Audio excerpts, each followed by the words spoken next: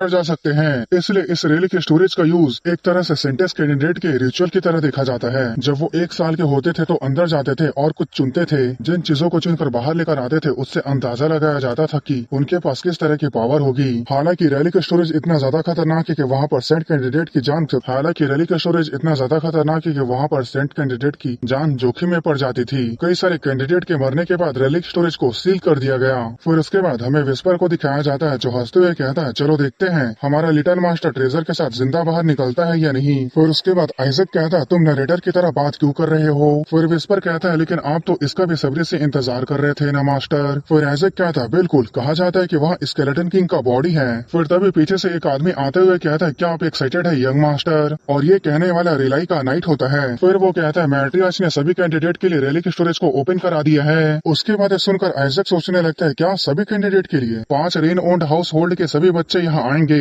हालांकि पॉप के कमीने हाउस होल्ड के लोग भी आएंगे, लेकिन मुझे पूरा यकीन है कि आखिर में यंग मास्टर आइजक ही जीतेंगे। फिर विस्पर कहता है, ऐसा लगता है कि वो लोग इसे ज्यादा बड़ा मुद्दा बना रहे हैं। फिर आइजक सोचने लगता है, ये काफी अच्छी बात है। अगर लोग ज्यादा होंगे तो ध्यान भटकने वाली चीजें भी ज्यादा होंगी, जिससे मेरे लिए अपने बॉडी को वापस पाना और भी ज्यादा आसान हो जाएगा। फिर उसके बाद कोई दूसरा आदमी कहता है, तुम्हें काफी ज्यादा केयरफुल रहना होगा आइजक। और वो आइजक को ऐसा पकड़ा होता है जैसे कि आइजक कोई खिलौना हो। और ये रिलाई होता है जो अब आइजक को अच्छे तरह से पकड़ते हुए कहता है, बैटलफील्ड में कैप्चर किया गया डीमन उस जगह के अंदर गार्ड कर रहा है। उसके बाद सुनकर आइजक सोचने लगता है, ऐसा लगता है कि ये थोड़ा खतरनाक हो सकता है क्योंकि उस जगह को एक डीमन गार्ड कर रहा है। लेकिन मुझे यकीन है कि वो 6th या उससे लोअर रैंक का डीमन होगा। मैं उसे बड़े ही आसानी से ओवर पावर्ड कर दूंगा। फिर रिलाई कहता है, 8th रैंक का डीमन कोई आसान ओपोनेंट नहीं है, तुम्हें उससे निपटने में काफी मुश्किल होगा। उसके बाद सुनकर आइजक गुस्सा होते हुए सोचने लगता है, क्या 8th रैंक का डीमन, आखिर ये क्या चल रहा है, वहाँ 8th रैंक का डीमन क्या कर रहा है। फिर रिलाई कहता है, हमें रैंक के ऊपर ध्यान नहीं देना चाहिए, हमें ध्यान देना चाहिए कि किससे निपटना ज्यादा मुश्किल है। उनके बाद सुनकर विस्पर कहता है, पूरे के पूरे जोशुआ हाउस होल्ड में पागल लोग भरे पड़े हैं। फिर आइजक सोच रहा होता है, जिस जगह पे एक 9th रैंक का ड्रैगन है उस जगह पे छोटे बच्चे के झुंड को भेजा जा रहा है। लेकिन मास्टर, ये अच्छी बात है कि कम से कम आप ड्रैगन के बारे में बहुत कुछ जानते हैं। मास्टर, अभी आपको क्या हुआ। फिर आइजक को दिखाया जाता है जो काफी डरते हुए अपने नाखून को चबा रहा था और वो सोचने लगता है, ड्रैगन काफी खतरनाक होते हैं, मैंने उन्हें कई बार स्कैम किया है। फिर विस्पर कहता है, आपने उन्हें कितना बार स्कैम किया है। फिर आइजक कहता है, मैंने यंग ड्रैगन को काफी बार स्कैम किया है। फिर विस्पर कहता है, आपने उन बच्चों को क्या बेचा था, वो तो 300 साल के भी नहीं है। फिर आइजक कहता है, मैंने उनके एल्डर को भी स्कैम किया है, मैंने उन्हें 70 से भी ज्यादा बार ठगा है। अगर उन्होंने मेरी सोल को पहचान लिया तो ये मेरे लिए काफी ज्यादा बुरा होगा। फिर विस्पर कहता है, तो शायद ये मेरे लिए मास्टर बदलने का अच्छा समय है। फिर आइजक कहता है, मैं तुम्हारी बातों को सुन सकता हूँ। फिर आइजक सोचने लगता है, यहाँ से भागना एक अच्छा ऑप्शन नहीं है। डिवाइन रेलिक स्टोरेज में एक 8th रैंक का डीमन और 9th रैंक का ड्रैगन है। मैं अभी अपने पावर के साथ सिर्फ 6th रैंक के डीमन से निपट सकता हूँ। अगर मुझे उनसे फाइट करनी है तो मुझे जोशुआ हाउस होल्ड के एनेक्स के सारा मानकों को चोरी करना होगा। फिर उसके बाद हमें थोड़ी देर बाद का सीन दिखाया जाता है जहाँ आइजक एक बुक पढ़ रहा था। फिर विस्पर कहता है, मास्टर क्या आप ठीक हैं? देखने से ऐसा लग रहा है कि आप बहुत थके थके लग रहे हैं। और यहाँ पर आइजक होली स्पेल के बुक को पढ़ रहा होता है जिसमें स्केलेटन किंग को टुकड़े करने के 10 तरीके होते हैं। फिर वो सोचने लगता है, अगर मुझे होली पावर का यूज करने आता तो मैं आसानी से सभी होली स्पेल को सीख सकता था। मुझे इसके बारे में कुछ तो बता दो, मुझे बस उसके दिमाग को कंट्रोल करना है और उसे होली स्पेल सिखाने के लिए मजबूर करना है। फिर विस्पर कहता है, मास्टर सेंट्रल क्लैरिजी के अंदर आप डार्क मैजिक का यूज करके इस हाउस को बर्बाद कर सकते हो एक डीमन के रूप में। फिर आइजक कहता है, इन 150 सालों में तुम्हारे पर्सनैलिटी को क्या हुआ है। फिर वो उसके बाद अपने आंखों को पोंछते हुए कहता है, मैं अकेले इसके थ्योरी को नहीं समझ सकता। फिर पीछे से रिलाई आइजक को उठाते हुए कहता है, ऐसा लगता है कि तुम बहुत थक गए हो, आज का दिन तुम्हारे लिए बहुत थकाने वाला दिन था। फिर आइजक सोचने लगता है, हाँ, मेरे उम्र के बच्चों को दिन में 16 घंटे सोना चाहिए। फिर उसके बाद रिलाई आइजक को बिस्तर के ऊपर रखता है, फिर अपने हाथ को उसके सिर के ऊपर रखता है और रीजनरेट स्पेल को यूज करता है, जिसे देखकर आइजक कहता है, ये तो एक होली स्पेल है। उसे देखकर आइजक अपने मन ही मन कहता है, अब अगला अटैक होली स्पेल यूज करो। फिर विस्पर कहता है, प्लीज आप शांत हो जाइए, आपको यहीं पर रहना है। क्या आप भूल गए कि आपको एनेक्स जाना था? अगर यहाँ लोग नहीं होंगे तभी आप जा सकते हैं। फिर आइजक भी कहता है, अरे हाँ, जितना जल्दी हो सके मुझे एनेक्स जाना है, इसलिए मुझे जितना जल्दी हो सके इन लोगों को यहाँ से भगाना होगा। फिर उसके बाद वो बिस्तर पर लेट कर सोने का नाटक करने लगता है, जिसे देखकर विस्पर कहता है, आपकी एक्टिंग काफी ज्यादा बेकार है, आखिर किसी को भी नींद इतना जल्दी कैसे आ सकती है। उसे देखकर वो नाइट कहता है, यंग मास्टर आइजक को बहुत जल्दी नींद आ गया। उसे देखकर रिलाई कहता है, ये बच्चा काफी अमेजिंग है, ये किसी भी चीज इसको बहुत ही जल्दी कर लेता है। उसे देखकर विस्पर कहता है सच में ये लोग बहुत ही बेवकूफ हैं। और उसके बाद ऐसा सुनकर आइजैक हंस रहा होता है। फिर उसके बाद वो लोग वहाँ से जाने लगते हैं और जाते हुए रिलाई कहता है ये टोटेम खतरनाक है, इसे ले लो।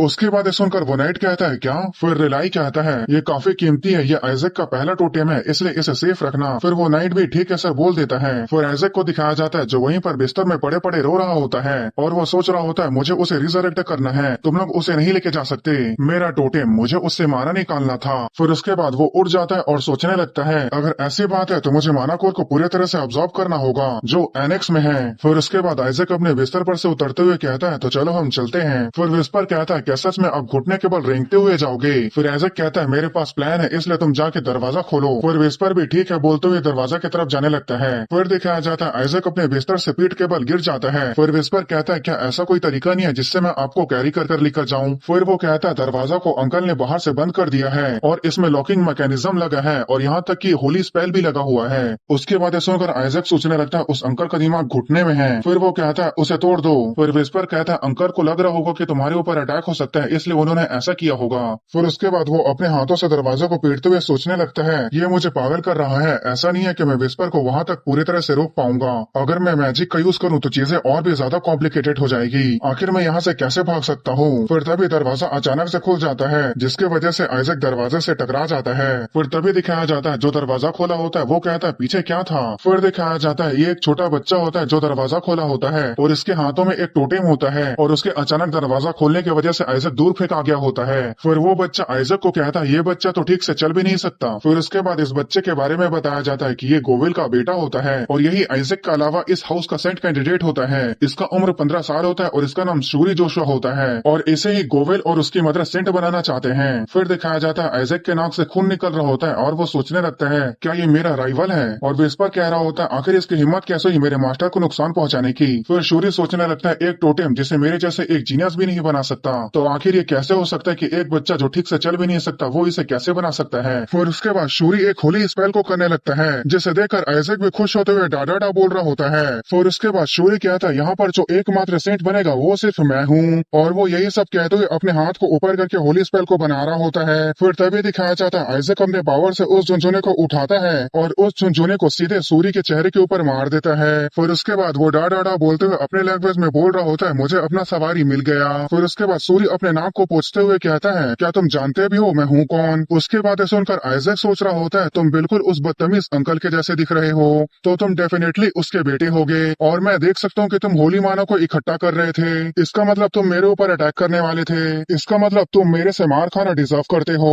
फिर उसके बाद वो शूरी को अपने झुनझुने से पीटने लगता है और इसमें विस्पर भी उसका साथ दे रहा होता है और आइजैक उसे पीटते हुए सोच रहा होता है तुम्हें कुछ मैनर सिखाने की जरूरत है, तो ये एक्सेप्ट कर लो कि तुम मेरा राइड बनने वाले हो, मतलब सवारी बनने वाले हो। फिर दिखाया जाता है सूर्य के हाथ के आसपास माना इकट्ठा होने लगता है और उस माना से वो शील्ड बनाता है जिससे आइजैक का झुनझुना डिफ्लेक्ट हो जाता है। फिर सूर्य कहता है तुम्हें क्या लगता है कि तुम बहुत स्पेशल हो, और उसे एक होली माना का शील्ड बनाता देख आइजैक भी हैरान होता है। फिर सूर्य आगे कहता है तुम हैरान हो गए, मेरे उम्र में ऐसा कोई भी नहीं है जो थर्ड रैंक की डिफेंसिव होली मैजिक को यूज कर सके, अब तो तुम और भी ज्यादा हैरान होने वाले हो।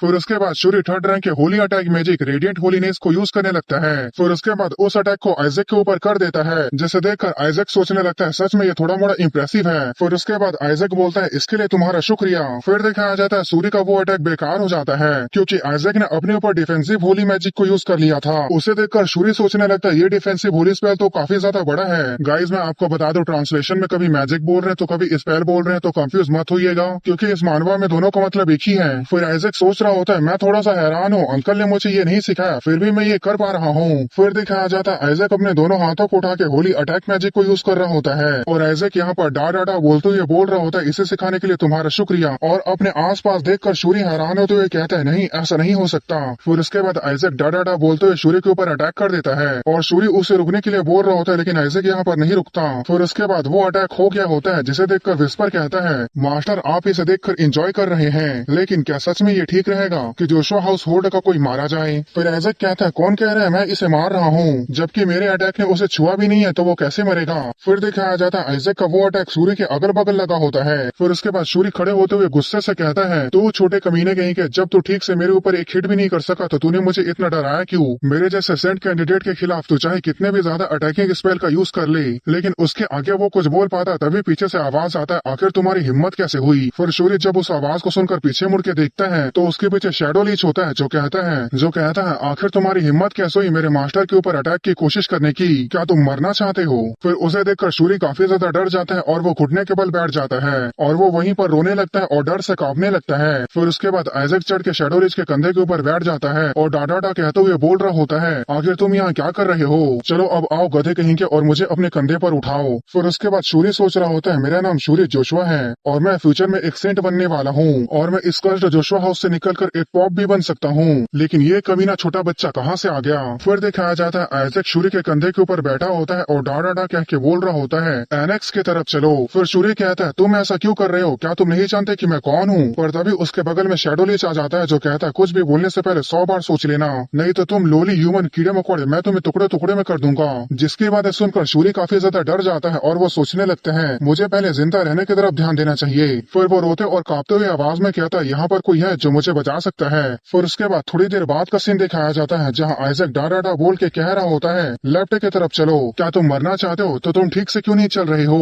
और यहाँ पे शूरी भी काफी थका हुआ होता है और वो कहता है, आखिर तुम आधी रात को कहाँ जाना चाहते हो। फिर उसके बाद आइजैक जिस तरफ कह रहा होता है शूरी भी उसी तरफ जा रहा होता है। फिर वो सामने की तरफ देख के काफी हैरान हो जाता है क्योंकि वो लोग एनेक्स के सामने पहुंच गए होते हैं, जिसे देख के शूरी डरते हुए कहता है, ये तो हॉन्टेड हाउस है, आखिर ये पागल कमीना मुझे यहाँ क्यों घसीट कर लेकर आ गया। यहाँ पर पास्ट में कई सारे लोग मारे गए हैं, इसलिए पैट्रियार्च ने इसके अंदर जाना सख्त मना कर दिया है। फिर उसके बाद आइजैक और विस्पर एविल स्मेल करते हुए कहता है, वहाँ दर्जनों से भी ज्यादा है, इतने सारे माना कोर को हासिल करने के लिए तुम्हें खुद को मौत तक ट्रेन करना होगा। फिर उसके बाद आइजैक अपने झुनझुने से सूर्य के सिर के ऊपर टपली मारते हुए डाडा कह के बोल रहा होता है, चलो आगे की तरफ चलो। फिर शूरी कहता है, क्या तुम अंदर जाना चाहते हो, नहीं हम नहीं जा सकते, अडल्ट लोगों ने अंदर जाने से सख्त मना किया है। पर तभी उसके आगे शैडो लीच आ जाता है और कहता है, अपनी बकवास बंद करो और आगे की तरफ बढ़ो। फिर उसके बाद सुनकर शूरी भी हाँफते हुए आगे की तरफ चलने लगता है। फिर आइजैक डाडा बोल के कह रहा होता है, अंदर का हालत तो काफी खराब है। पर तभी आइजैक सामने की तरफ देख के थोड़ा हैरान हो जाता है और सोचने लगता है, क्या ये। फिर विस्पर कहता है, हाँ मास्टर, ये पूरी बिल्डिंग सील है और यहाँ के सभी दरवाजे में किसी तरह का प्रोटेक्टिव बैरियर लगा हुआ है। उसके बाद सुनकर आइजैक डाडा बोल के कह रहा होता है, ये क्या सिर दर्द है। फिर उसके बाद शूरी घबराते हुए कहता है, हमें यहाँ से वापस जाना चाहिए, यहाँ पर सभी दरवाजे लॉक है। जिसके बाद सुनकर आइजैक शूरी के बाल को खींचने लगता है। फिर उसके बाद शूरी कहता है, तुम ऐसा क्यों कर रहे हो, मुझे दर्द दे रहा है, मेरे बाल को छोड़ दो।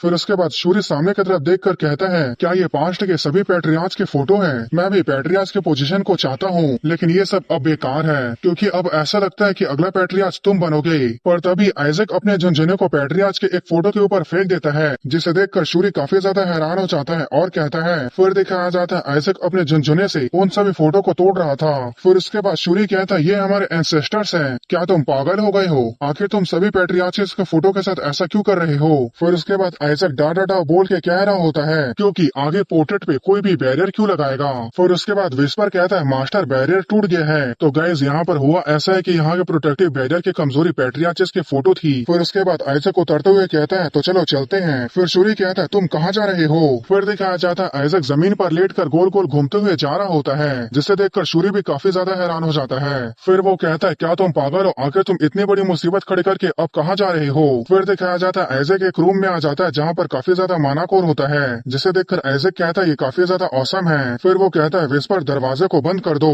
और पीछे से शूरी आते हुए कहता है, वहीं पर रुक जाओ, अब तुम वहाँ क्या करना चाहते हो। फिर आइजैक एक एविल स्माइल करते हुए कहता है, तुम्हारे जैसे बच्चे को ये जानने की जरूरत नहीं है, तो चलो अब इसे शुरू करते हैं। फिर उसके बाद आइजैक अपने दोनों पैर को मोड़ के एक स्टैंस में बैठ जाता है और वो वहाँ के माना को ऑब्जॉर्व करने लगता है। और बाहर की तरफ शूरी दरवाजा को पीटते हुए कहता है, जल्दी से बाहर आओ, नहीं तो मैं जाके अडल्ट को सब चीज बता दूंगा। मैंने कहा ना कि मैं उन्हें सारी बातें बता दूंगा। फिर वो तुम्हें यहाँ से धक्के दे के बाहर निकाल फेंकेंगे। फिर तभी अचानक उसके पीछे से कोई आ जाता है और ये कोई और नहीं रिलाई होता है और उसके साथ साथ एक नाइट और एक एल्डर होती है। फिर रिलाई कहता है, शूरी तुम यहाँ क्या कर रहे हो। फिर शूरी कहता है, अंकल आप सही समय पर आए हो, आइजैक एक मॉन्स्टर है। पर उसकी बातों को सुने बिना एक एल्डर चिल्लाते हुए कहती है, तुम्हें क्या लग रहा है शूरी, तुम यहाँ क्या कर रही हो, इससे कोई फर्क नहीं पड़ता तुम यहाँ क्या कर रहे हो, तुम अच्छे से जानते हो कि एनेक्स के अंदर जाना फॉरबिडन है। तुम्हें क्या लगता है तुम यहाँ आइजैक को लाकर क्या कर रहे हो। उसके बाद सुनकर शूरी एक मासूम सा चेहरा बनाते हुए कहता है, क्या। फिर वो एल्डर कहती है, कई सारे लोगों ने तुम्हें आइजैक को लेकर जाते हुए देखा है और इनसे भी बड़ी बात, आइजैक के रूम में होली अटैक मैजिक का निशान मिला है,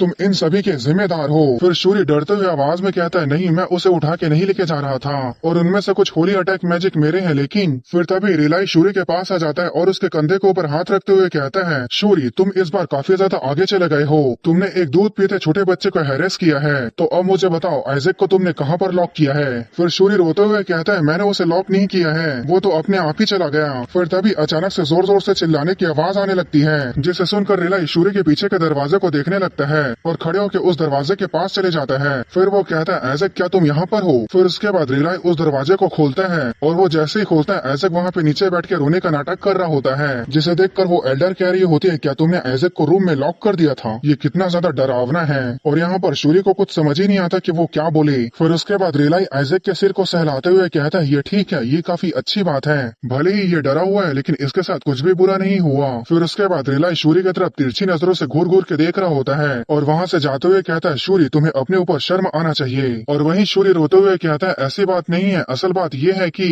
लेकिन वहाँ कोई भी शूरी की बातों पर ध्यान नहीं दे रहा होता है। फिर उसके बाद आइजैक एक इविल स्माइल करते हुए डा डा डा बोल के कह रहा होता है, तुम्हारा शुक्रिया मुझे ये टेस्टी खाना देने के लिए। जिसे देखकर शूरी सदमे में चले जाता है और कहता है, ये कमीना कहीं का। उसे देखकर उसके पीछे खड़ी एल्डर कहती है, शूरी अचानक से तुम्हें क्या हुआ। फिर उसके बाद आइजैक अपने सीने के ऊपर हाथ रखते हुए सोचने लगता है, मैंने जितना सोचा था ये उससे भी ज्यादा था। कम से कम मैंने इतना ज्यादा माना को ऑब्जॉर्व कर लिया है कि ये 100 साल के ट्रेनिंग के जितना है, इतना माना काफी है। फिर वो एक इविल स्माइल करके हंसने लगता है और सोचने लगता है, अब मैं इस लायक हूँ कि मैं अपने प्लान को आगे बढ़ा सकता हूँ। और वहीं दूसरी तरफ रिलाई आइजैक को देखकर सोचने लगता है, ऐसे लगता है कि आइजैक सच में बहुत ज्यादा डरा हुआ है। फिर उसके बाद अगले दिन का सीन दिखाया जाता है जहाँ आइजैक विस्पर के साथ पढ़ रहा था। तभी वहाँ रिलाई आ जाता है और कहता है, आइजैक मैं तुम्हें किसी से मिलवाना चाहता हूँ, इसका नाम एसाइली है और अब से ये तुम्हारे असिस्टेंट के रूप में काम करेगी। फिर उसके बाद एसाइली कहते हैं, मेरा नाम एसाइली आर्चे है और मैं जोशुआ हाउस होल्ड की एक होली नाइट हूँ। फिर वो उसके बाद घुटने के बल झुक जाते हैं और कहती है, मैं आपको मरते दम तक सर्व करूंगी। जिसकी बातें सुनकर आइजैक पहले की बातों को याद करते हुए सोचने लगता है,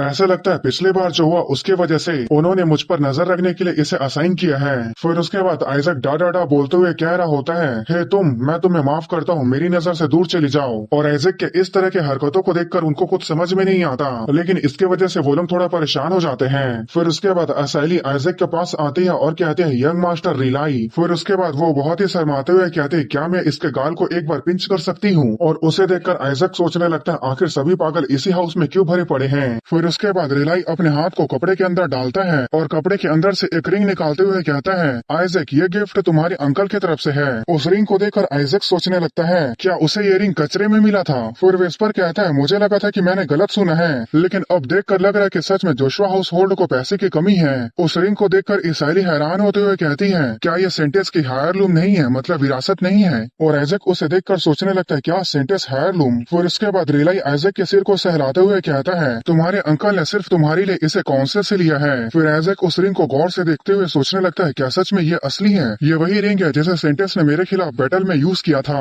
एल्डर रिंग एक छोटी सी रिंग जिसके अंदर गॉड का मिरेकल छिपा हुआ है। इसमें छिपा हुआ होली पावर काफी ज्यादा इनक्रेडिबल है। फिर वो एक केवल स्माइल करते हुए सोचने लगता है, मैं इस रिंग को 1 या 2 बार यूज करूंगा तो ये टूट जाएगी, लेकिन मेरे पास इसे ठीक करने का एक तरीका है जिससे मैं इसे बार बार यूज कर सकता हूँ। और इसके अलावा फिर वो अपने चेहरे को दूसरे तरफ मोड़ लेता है। फिर उसके बाद हमें गोवेल दिखाया जाता है जो काफी ज्यादा गुस्सा होता है और गोवेल बिल्कुल आइजैक के सामने होता है जो आइजैक को गुस्से से देख रहा होता है, जिसे देखकर आइजैक सोचने लगता है, वो अपने मासूम नेफ्यू को ऐसे घूर घूर के देख रहा है जैसे कि वो मुझे मार ही डालेगा। फिर उसके बाद वहाँ पे गोवेल आ जाता है और कहता है, मेरे क्यूट प्यारे छोटे नेफ्यू आइजैक, आज तुम बहुत ही ज्यादा सुंदर लग रहे हो। मैं उम्मीद करता हूँ तुम्हें ये जगह काफी ज्यादा कंफर्टेबल लग रही होगी। जिसकी बातें सुनकर आइजैक डा डा डा बोलते हुए कह रहा होता है, आखिर अचानक से इसे क्या हुआ। फिर विस्पर कहता है, ऐसा लगता है कि शायद ये सच में पागल हो गया है। और वहीं गोवेल हंसते हुए सोच रहा होता है, चीजें बहुत ही ज्यादा कॉम्प्लिकेटेड हो गई हैं। मैंने रिले के स्टोरेज के ब्लेसिंग डिवाइस को तोड़ दिया, इसलिए उसे ब्लेसिंग नहीं मिल सका,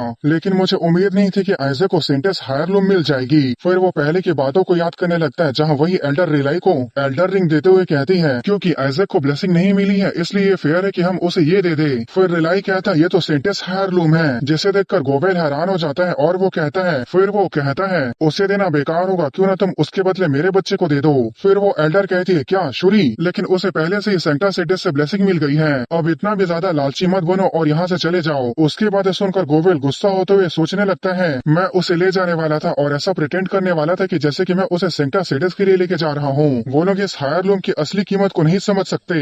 फिर उसके बाद हमें प्रेजेंट टाइम का सीन दिखाया जाता है जहाँ गोवेल कहता है, अगर तुम उसे गिफ्ट ही देने वाले थे तो तुम्हें कोई अच्छा गिफ्ट चुनना चाहिए था, ना कि कोई बेकार गिफ्ट। फिर रिलाई कहता है ऐसी चीज जो सेंटेस से बिलोंग करती है आखिर तुम उसे बेकार कैसे कह सकते हो। फिर गोवेल कहता है मेरे प्रीशियस नेफ्यू आइजैक को मैं इस तरह के बेकार गिफ्ट कैसे दे सकता हूँ। फिर उसके बाद वो भी एक रिंग निकालता है और कहता है इस रिंग में डायरेक्ट सेंटा सेडेस के कई सारे ब्लेसिंग्स है। ये रिंग तुम्हारी रिलिक स्टोरेज में काफी ज्यादा मदद करेगी। ये बहुत ही कीमती चीज है जो रिलाई को कभी भी नहीं मिल सकता। और उसके बाद सुनने के बाद भी रिलाई वहाँ चुपचाप खड़ा होता है। फिर उसके बाद गोवेल आइजैक के सामने रिंग को लाते हुए कहता है क्यों मैं सही कह रहा हूँ ना, तो ये बेकार सा रिंग मुझे दे दो और ये रिंग तुम पहन लो। फिर उसके बाद वो अपने एल्डर रिंग वाले डब्बे को पकड़ता है और गोवेल के चेहरे पे दे मारता है और डा डा डा कहते हुए बोल रहा होता है ऐसा कभी नहीं होगा, यहाँ से दफा हो जाओ, मैं पॉप के किसी भी गंदे चीज को नहीं लूंगा। फिर उसके बाद वो गोवेल के सेंटा सेडस वाले रिंग के डब्बे को बंद करता है और ऊपर की तरफ फेंक देता है और वो रिंग बगल में पानी में गिर जाता है। फिर गोवेल चिल्लाते हुए कहता है आखिर तुमने ये क्या किया, जल्दी से उस रिंग को ढूंढो। फिर उसके बाद रिलाई आइजैक को देखकर सोचने लगता है मेरे दिए गए रिंग से उसका रिंग 1000 गुना ज्यादा बेहतर था, फिर भी उसने मेरे रिंग को ही क्यों चुना।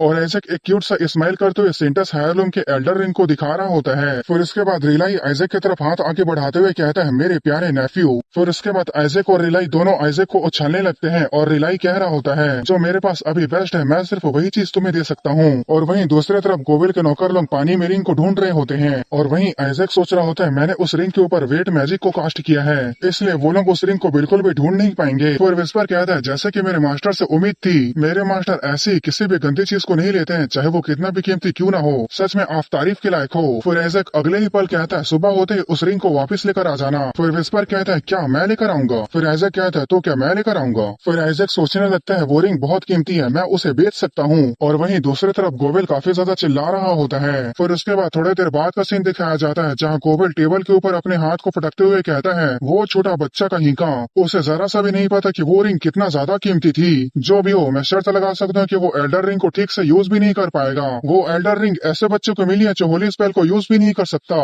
फिर वो अगले ही पल स्माइल करते हुए कहता है मैं तो ये सोच रहा हूँ क्या उसके पहले बर्थडे में 10 लोग भी आएंगे। फिर उसके बाद अगले दिन का सीन दिखाया जाता है जहाँ पर बहुत सारे लोग आए हुए थे। फिर उसके बाद एक खिड़की के पीछे रिलाई और एसाइली को दिखाया जाता है जहाँ एसाइली आइजैक को पकड़े हुए थी और कह रही थी यहाँ पर 148 सेंट कैंडिडेट आए हैं और उसके अलावा नोबल्स और उनके सर्वेंट भी आए हुए हैं जिसे मिलाकर टोटल 4000 से भी ज्यादा लोग आज यहाँ इकट्ठा हुए हैं। यहाँ तक कि दूसरी कंट्री ने अपने सेंट कैंडिडेट को भी यहाँ भेजा हुआ है। फिर आइजैक क्या था आखिर इतना ज्यादा सेंट कैंडिडेट यहाँ क्या कर रहे हैं, क्या गॉड आलसी हो गए हैं। फिर विस्पर कहता है वो लोग ऐसे ही हैं। फिर उसके बाद रिलाई कहता है मुझे इसकी उम्मीद नहीं थी, मुझे लगा था कि यहाँ कोई भी नहीं आएगा ये सोच के कि ये एक ट्रैप हो सकता है। फिर तभी दरवाजा खोलते हुए एक आदमी कहता है बेशक वो इसे ट्रैप नहीं मानेंगे मेरे फ्रेंड, रिलाई तुमसे मिले हुए काफी लंबा समय हो गया। फिर उसके बाद हमें इसके बारे में बताया जाता है जहाँ ये एम्पायर के टॉप 3 मर्चेंट यूनियन में से एक का हेड होता है और साथ ही ये रिलाई का बेस्ट फ्रेंड भी होता है। इसका नाम काउंट सिमोन एच होता है। फिर उसके बाद रिलाई कहता है सिमोन क्या तुम भी यहाँ आए हुए हो। फिर सिमोन कहता है ये खबर सिर्फ पूरे एम्पायर में नहीं बल्कि एम्पायर के बाहर भी फैला हुआ है तो मुझे तो यहाँ आना ही था। सभी ने सोचा कि ये कोई ट्रैप नहीं हो सकता और उन्होंने यहाँ आने का फैसला किया। आखिरकार जोशुआ हाउसहोल्ड में अभी कमजोर लड़के ही पैदा हो रहे हैं, उन्होंने यही सोचा होगा। और ये बात तो बताने की जरूरत नहीं है कि इस बार जोशुआ हाउसहोल्ड के पैट्रियार्च ने अपनी एक कीमती चीज दांव पर लगाया है। यहाँ तक कि पॉप की फैमिली भी यहाँ आई है जिसके बारे सुनकर आइजैक सोचने लगता है आखिर उसने क्या चीज दांव पर लगाया है। फिर रिलाई कहता है मजाक मत करो, आखिर पॉप की फैमिली यहाँ क्यों आएगी। फिर सिमोन कहता है मुझे लगता है कि अनफ्रेंडली रॉयल लोगों का आना पॉसिबल नहीं है, वो इस जगह से नफरत करते हैं क्योंकि यहाँ बैरिट फैमिली को छोड़ के सभी लोग कॉमनर हैं। फिर रिलाई कहता है तुम अपनी आवाज को धीमी करो। फिर सिमोन कहता है मैं ऐसा क्यों करूँ, मेरा बेटा आर्मोन भी एक सेंट कैंडिडेट है। उन लोगों को इग्नोर करो जो लोग हमेशा ऐसा दिखाते हैं जैसे कि उन्होंने किसी गंदी चीज पर पैर रख लिया हो। फिर तभी वहाँ पर एक आदमी दरवाजों को खोलते हुए आता है और कहता है एक पुरानी कहावत है कि वल्गर फ्रेंड से ज्यादा खतरनाक कुछ नहीं होता और अफसोस कि पूर्वजों का ज्ञान गलत नहीं होता। फिर सामने खड़े आदमी को देखकर सिमोन और रिलाई दोनों कहते हैं बिशप बैरिट। तो गाइस ये बिशप होता है और बैरिट हाउस का पैट्रियार्च और कार्डिनल होता है और बैरिट हाउस ही पॉप का फैमिली या पॉप का हाउस है और यही आइजैक को मारना चाहता है। फिर उसके बाद बैरिट हाउस का पैट्रियार्च कहता है ये सोचने वाली बात है